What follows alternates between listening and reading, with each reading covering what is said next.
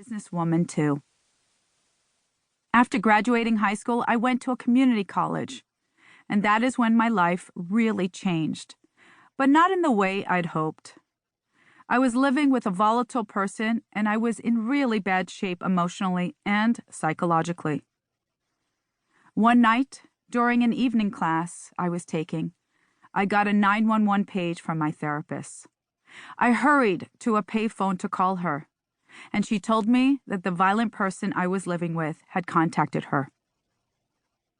"You need to leave the college now," she said urgently. "He's on his way there, and he said if he finds you, he's going to kill you." I ran to the parking lot, but I was in such a panic that I couldn't remember where I'd parked. As I frantically looked for my car, I saw the person's car driving slowly back and forth near the entrance to the lot. My legs felt like quicksand, and I was screaming, but no sound was coming out.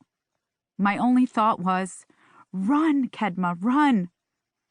Just then, I spotted my car and ran toward it, ducking down and dashing between vehicles. Staying crouched down, I opened my car door just enough to grab my books, the only thing I cared about, and ran back to the payphone. I called a friend who came and picked me up on the other side of campus, out of sight of the parking lot. Meanwhile, the perpetrator continued to drive back and forth, searching for me. It was unsafe to go back to my place of residence. In fact, the person posed such a threat to me that I literally went into hiding. I had no money, no job, no car, and I was homeless. I stayed with a friend at first, and a group of friends banded together to find me my first home and purchase items for me to live there. It was an illegal basement apartment in a squalid house in what was essentially a ghetto. But that cockroach-infested hovel was my safe haven for 5 years. In addition, my friends helped me find my first full-time minimum wage job as a bill collector. In my interview, I communicated that I was in hiding, and if they hired me, I needed to have my information held with the strictest of confidence. The problem was that I couldn't afford my education.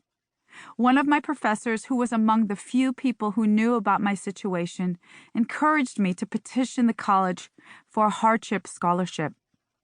So I wrote a letter to the college's finance committee explaining the painful circumstances I was facing, and I was called in for an interview.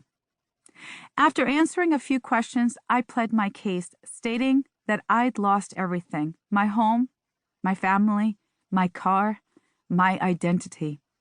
And the only thing I had left to live for was the opportunity for an education. Afterward, I was directed to wait in the secretary's office while the committee deliberated on my case. As I waited nervously, I asked the secretary for a pen and a sheet of paper. I wrote a letter to God, having little faith that my request would be heard, since God had never showed up to help me before. In the letter, I promised that if the scholarship committee would give me a scholarship, I would use my education and abilities to help other people in need for the rest of my life.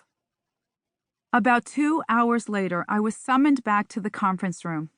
One of the committee members walked over to me and said, "Kedma, please stand up." My knees shook as I rose from the chair. The woman took my hand and shook it, saying, "Thank you for the woman you are. You're getting a full scholarship to this college."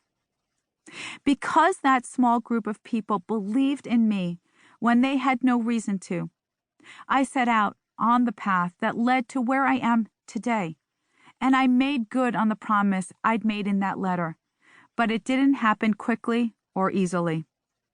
It took 5 years to get my bachelor's degree, the last 3 at a local university on a full scholarship from the hospital where I worked as a bill collector. The whole time I continued to work full-time and to live in the basement apartment. My goal was to become a business coach because I realized there were 2 ways to positively affect someone's life.